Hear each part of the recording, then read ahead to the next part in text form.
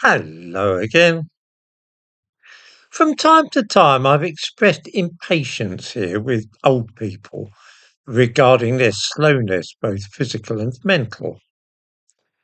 I tend to move about at a pretty brisk pace, and I fancy my mind is as sharp now as it was 50 years ago. And so I grow irritable when I find an old person walking in front of me at a snail's pace.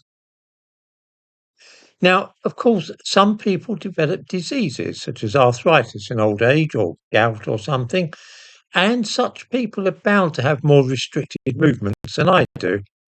But that is not actually what's going on with most old people. It is rather that they tend to slow down and stop doing things, and this leads inevitably to a deterioration in what they are able to do. In other words, physical decline is caused by a psychological problem rather than any physical failing. When we have children to care for and jobs to go to, most of us spend a lot of our lives racing around. We hurry to work, rush to pick up the children. We have a million things to do, and life is a succession of time limited tasks which we have to undertake just in order to keep on an even keel.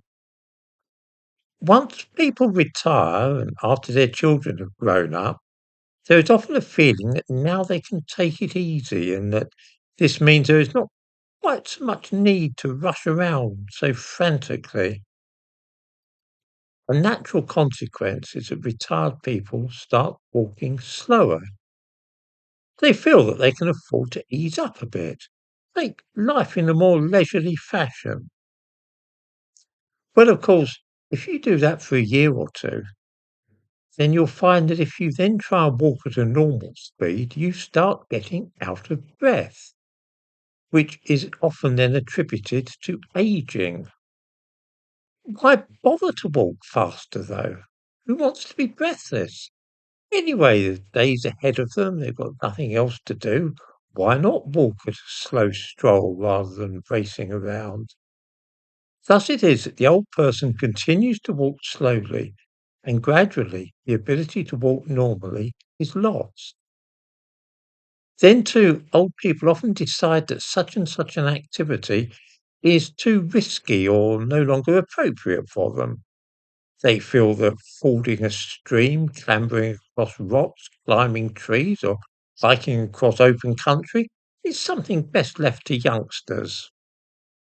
Again, this leads inexorably to a loss of physical strength and ability, with ruinous consequences for the body. Of course, as I say, I'm aware that many older people have physical ailments which curtail movement, but these can often be overcome. Indeed, it is vital that they are overcome. My lungs are in a shocking state, as some viewers may have noticed when I cough and splutter and choke. But this is hardly a good reason to stop climbing mountains. Indeed, it makes it all the more important that I do exert myself physically and try to beat my fastest time to the top of this or that peak. Once I stop doing so, I'm altogether lost. What I'm driving at is that much of what is regarded as a natural consequence of aging is in reality nothing of the kind.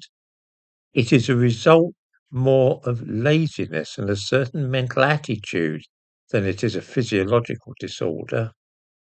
I walk at the same speed now as I did when I was 20, which is about 120 paces a minute, the old army quick march speed.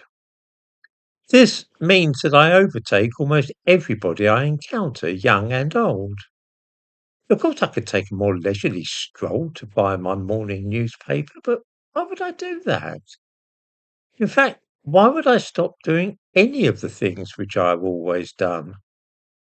And this is why I find myself getting irritated when I'm stuck behind old people, either when walking along the pavement or buying something in a shop. They take ages to do everything because they're not in a hurry like everybody else. And ultimately, this approach to life causes them terrible harm.